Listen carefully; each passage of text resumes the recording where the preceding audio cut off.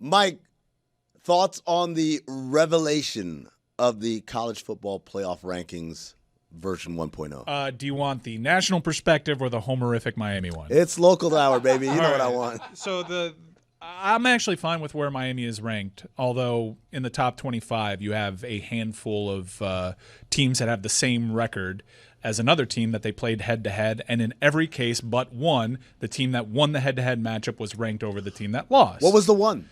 Miami Notre Dame. Oh. Now, I actually think that there was encouraging messaging from the committee. They said that they need to see a more consistent Miami. The good news for Miami is there's a month left in the season, and they can't lose another game. It's pointless right now to have these conversations about comparing resume. Not pointless. I mean, it's good water cooler talk, but if Miami doesn't go 4-0, they don't belong in the discussion, period. Full stop.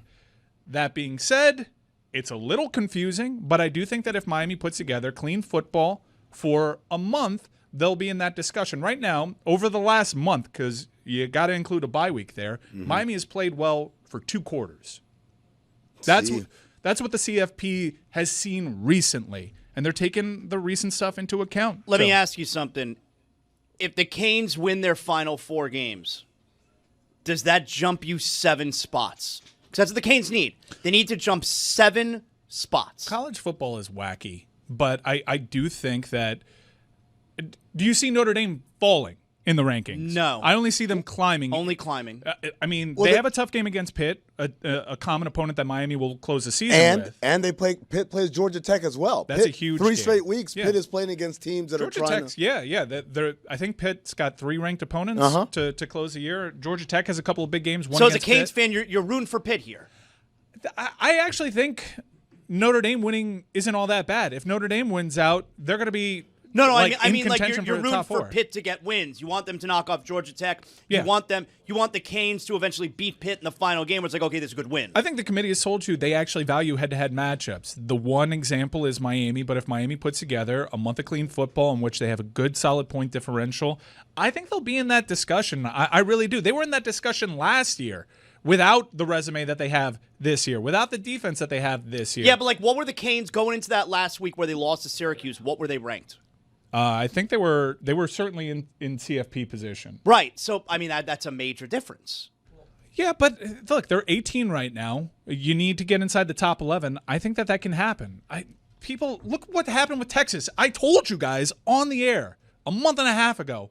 They're already pouring dirt on Texas's grave. Watch this SEC. If you're going to lose early. Watch this SEC work. They're talking out of both sides of their mouth, too, because it matters what you've done recently. Now, Texas hasn't lost recently, but they went to overtime against Mississippi State. They barely got over the line against Kentucky. They almost blew it against Vanderbilt. They're going to help these SEC teams, and we'll fight that propaganda fight, but Mario and company need to do their job. I feel pretty good about Miami's argument once it gets to that point. Also, national perspective, don't understand the Oregon thing. Their best win is against Northwestern.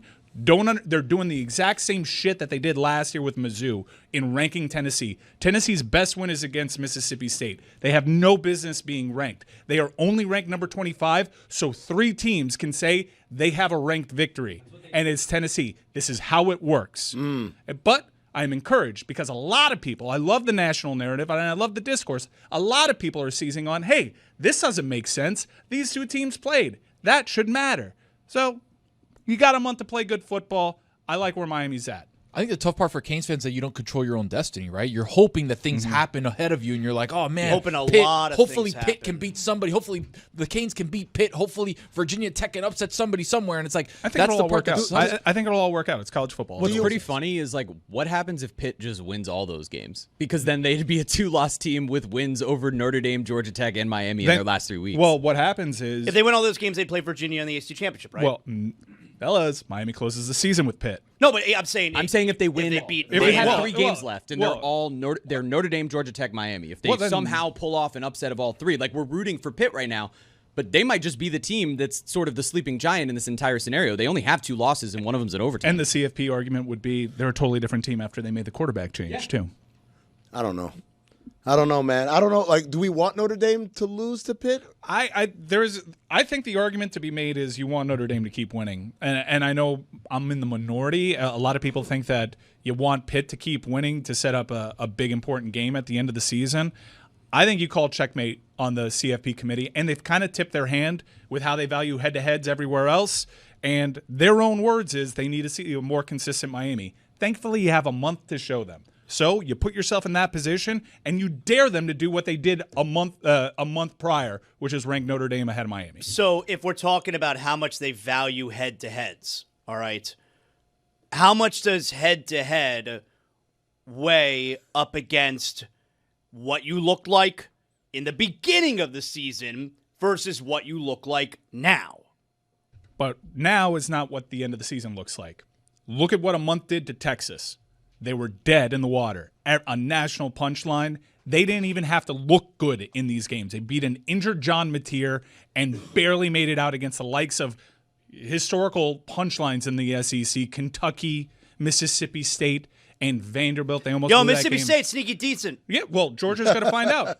Georgia's going to find out and traveling to Stark Vegas this week. No, Mississippi State is a tough team. It's not easy, but they're not a blue blood in the SEC.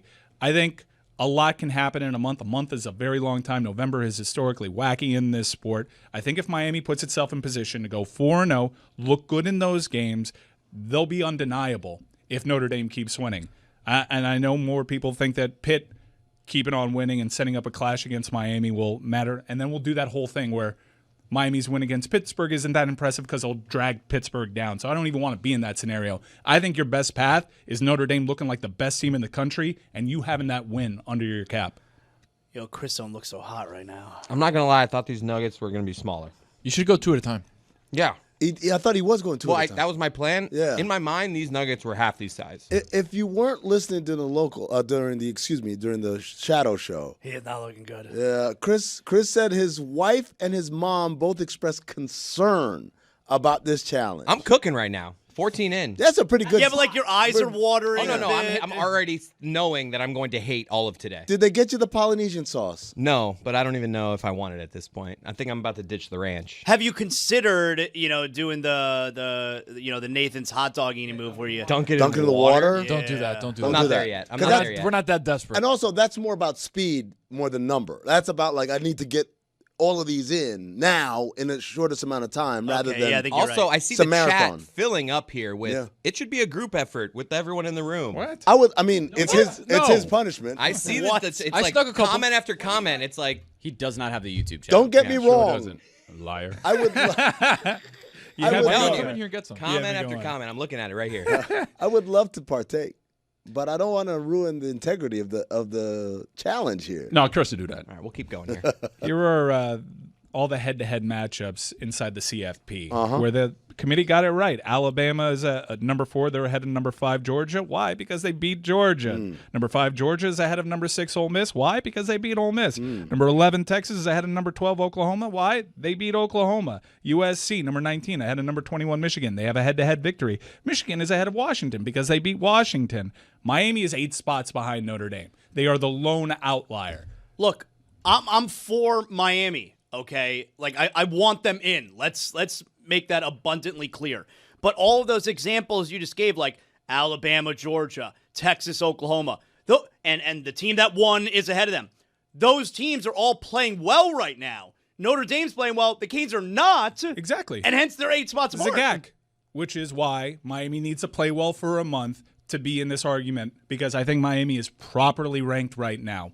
I think so too. If this is the end of the season, you can throw your arms up and say, why doesn't the head-to-head matter? It's what you're going off right now. The committee themselves said they need to see a more consistent Miami for us to entertain that discussion. Give them that reason to entertain that discussion. They'll be fine. The hardest thing that Miami has in front of them, because we can talk about permutations and how the propaganda machine works for the Big Ten and the SEC and how the hell is Oregon ranked number 9, none of that matters. The hardest thing for Miami to do is bounce back from the loss at SMU and run the table the rest of the way. If they do that, I feel good. That is a huge mountain for them to climb. And we know we can trust the committee because they took off their hats and put it on that hat rack. Yes, they're crispy white hats that they were given as they walked into the facility just for the photo op. Somebody asked yesterday, how do you know whose hat is who? Because they're not taking any of those hats home.